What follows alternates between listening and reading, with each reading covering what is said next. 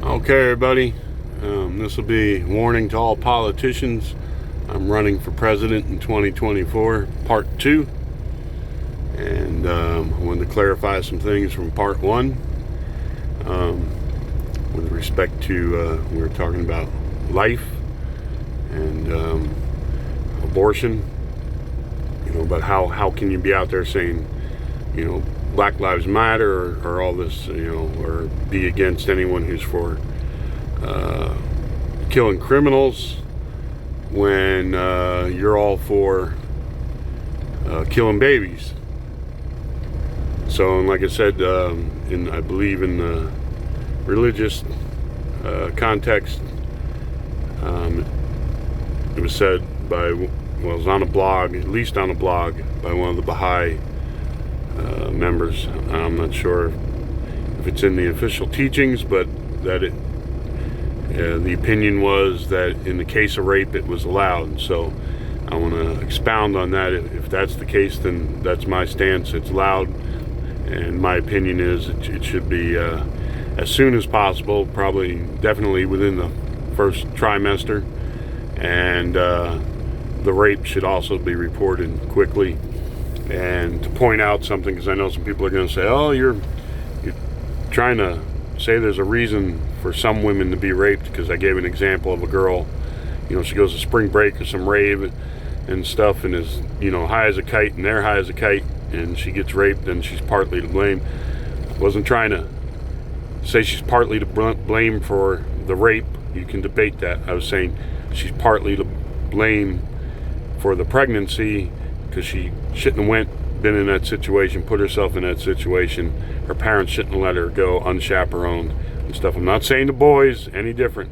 My stance on crime, and whether the point I'm trying to make is if a woman's walking home from work,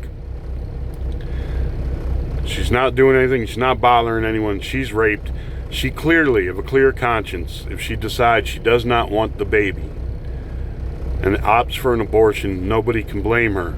She's not to blame at all. You see what I'm saying?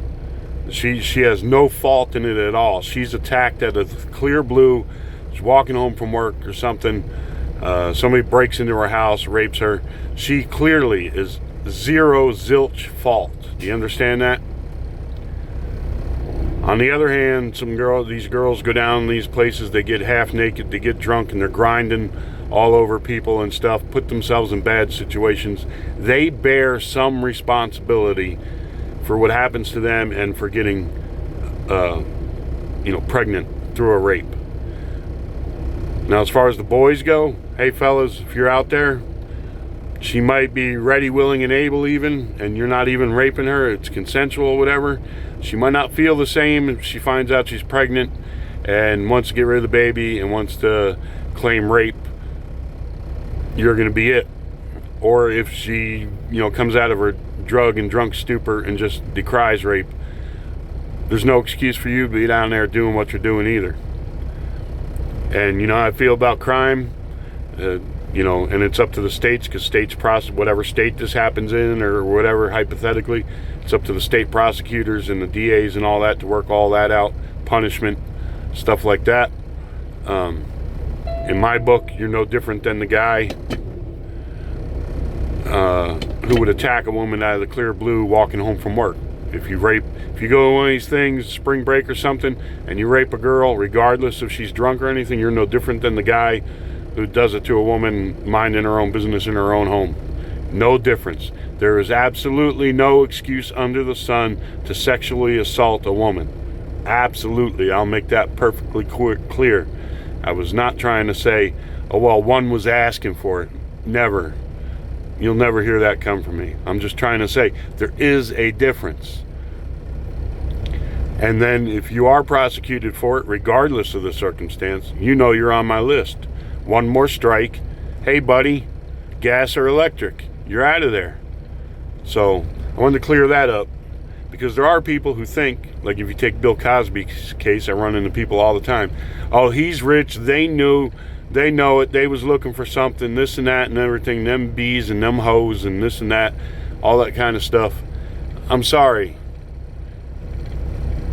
He asked them if they were asking for it and everything like that, why'd he have to drug them? You understand? If that's what they were there for, why would he have to drug them? Why? Tell me, somebody. That argument don't fly at all.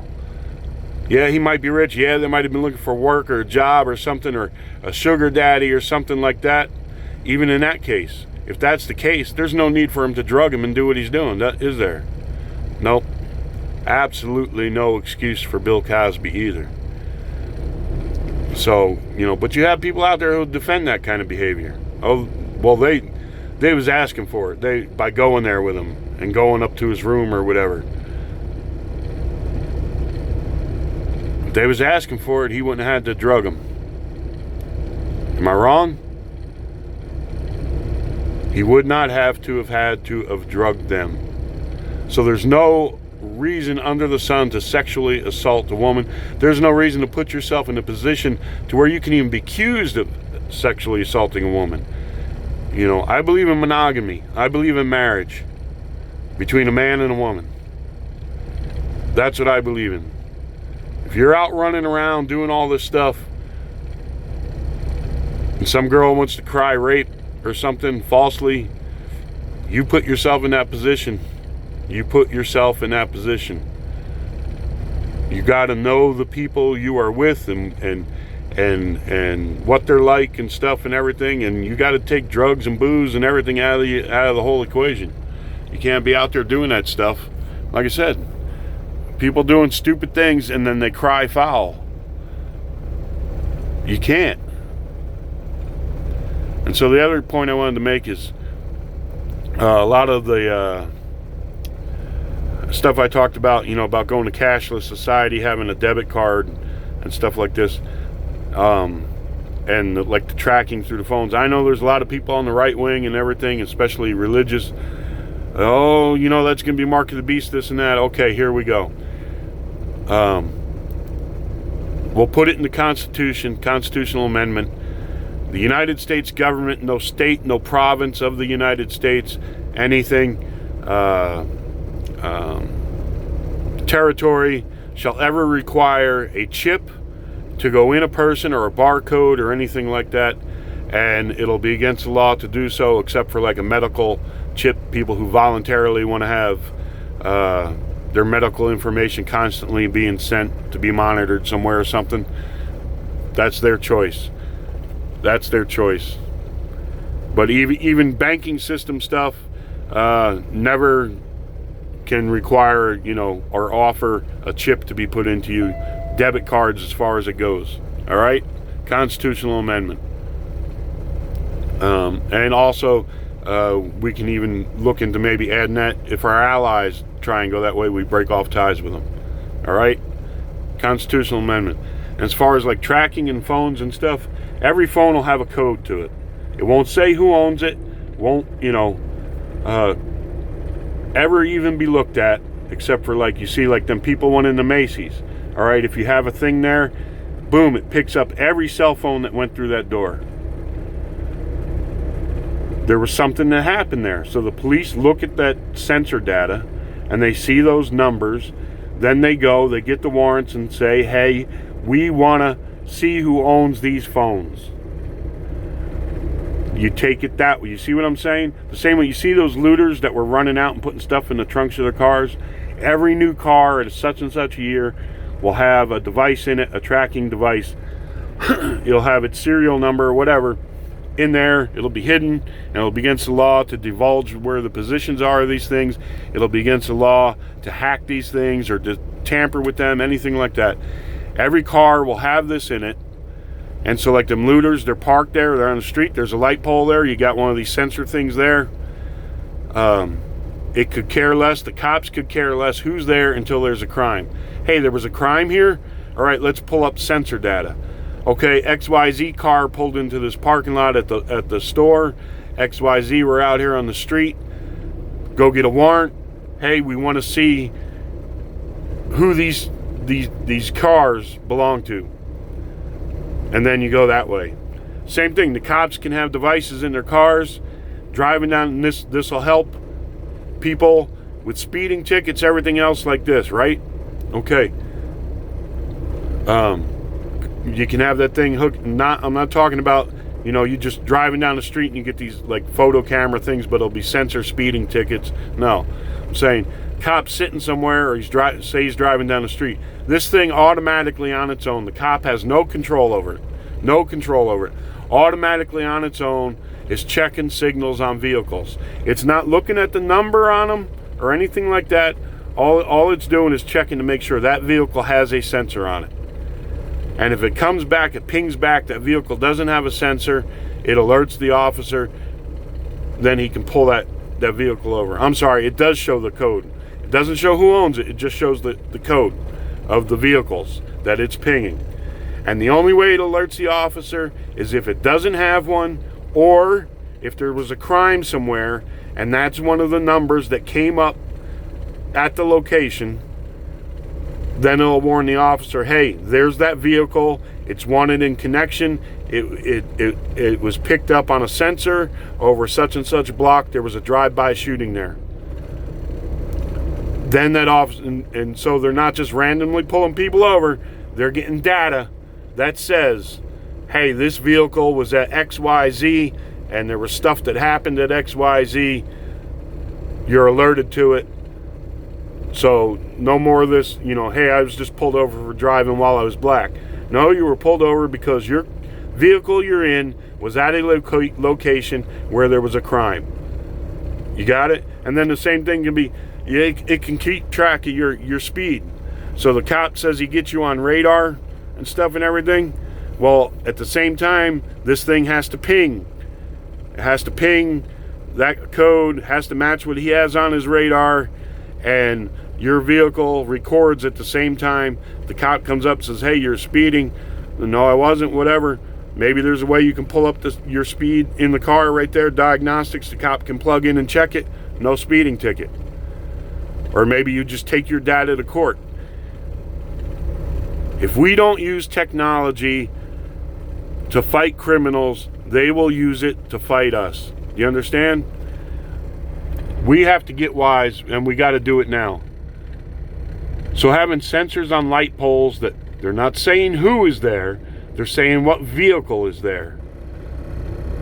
And then the cops can get a warrant if there was something that happened there.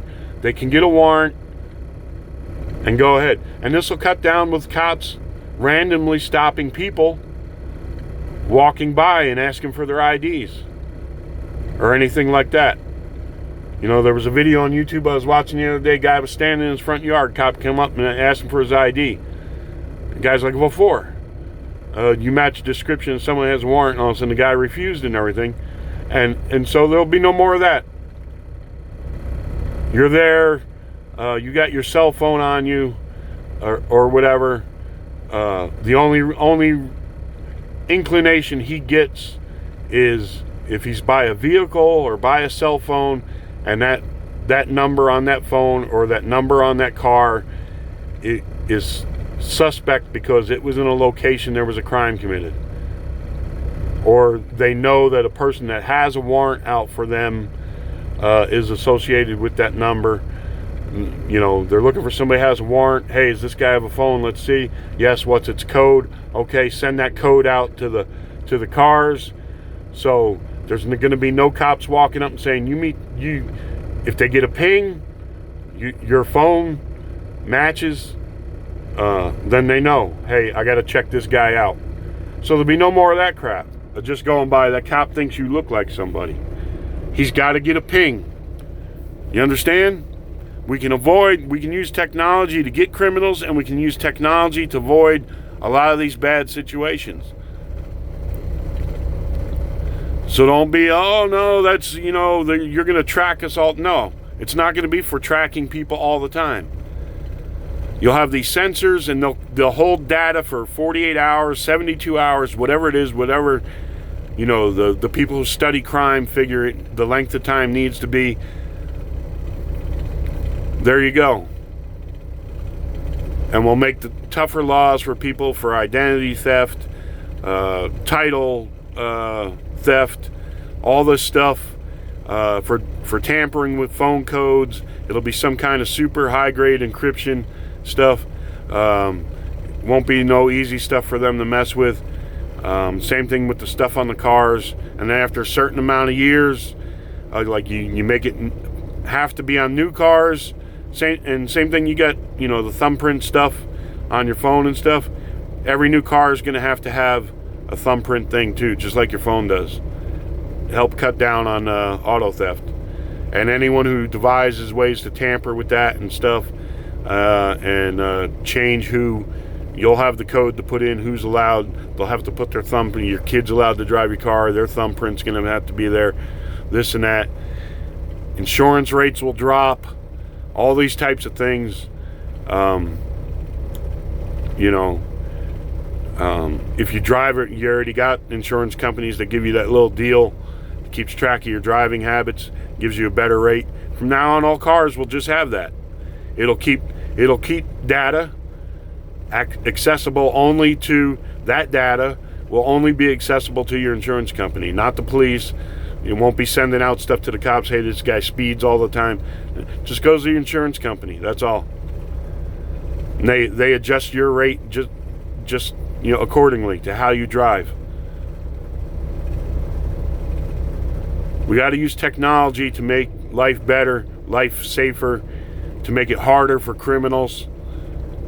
If we're going to move forward into this age of technology, we need to be on top of this. It should already be installed. They should already be looking at data from sensors around where all the looting went and everything, looking at whose cell phones were there or whose cars were there. They should be able to do that.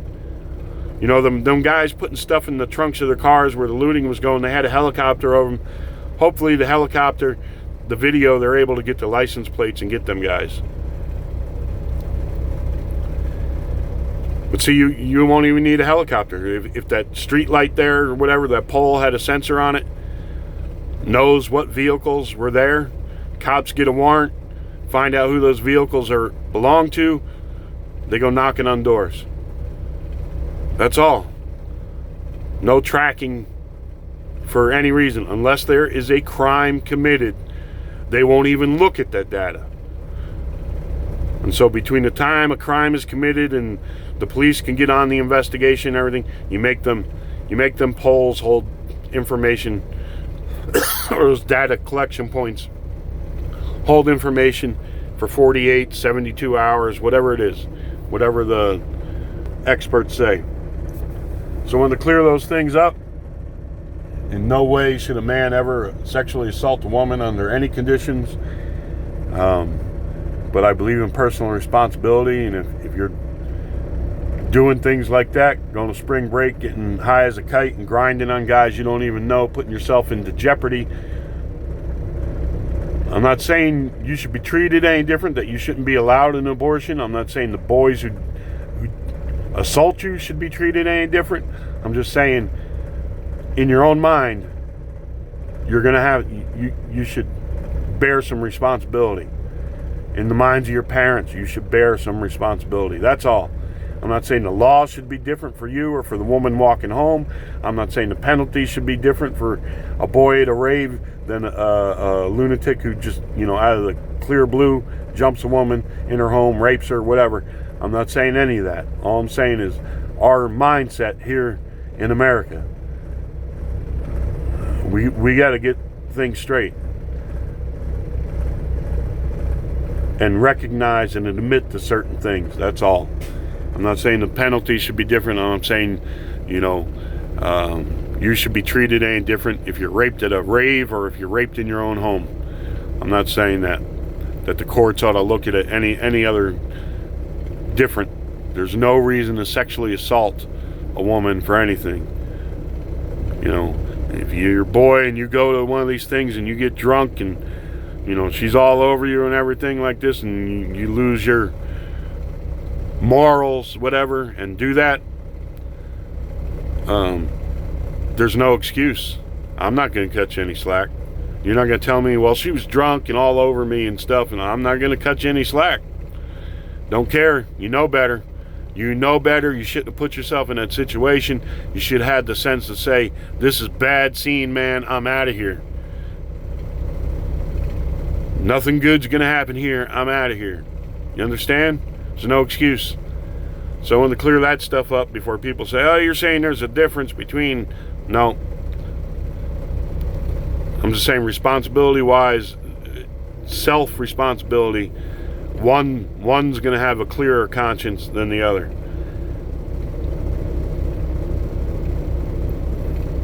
Because we can't keep letting things slide in the society and say, well, that doesn't matter, this doesn't.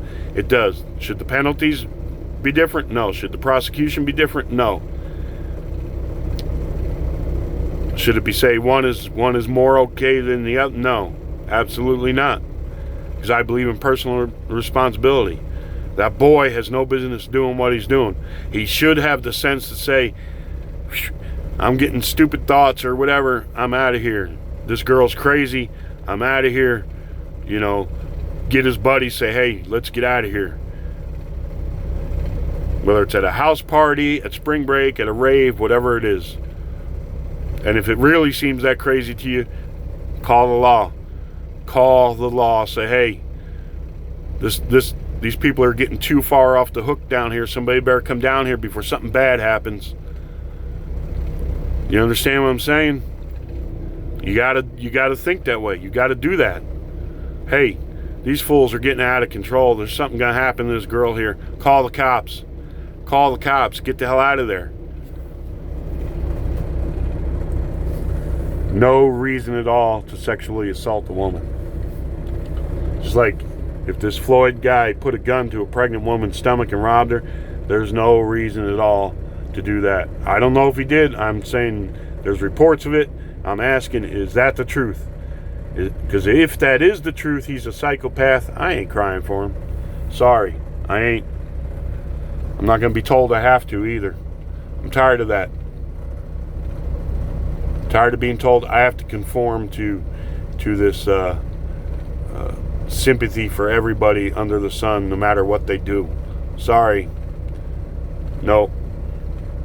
Not going through that anymore. I got no sympathy for that cop. And if this is true about Mr. Floyd, that he did this, I got no sympathy for him. None. So, wish you all the best out there. God bless. And remember, Arts Party 2024. Adios.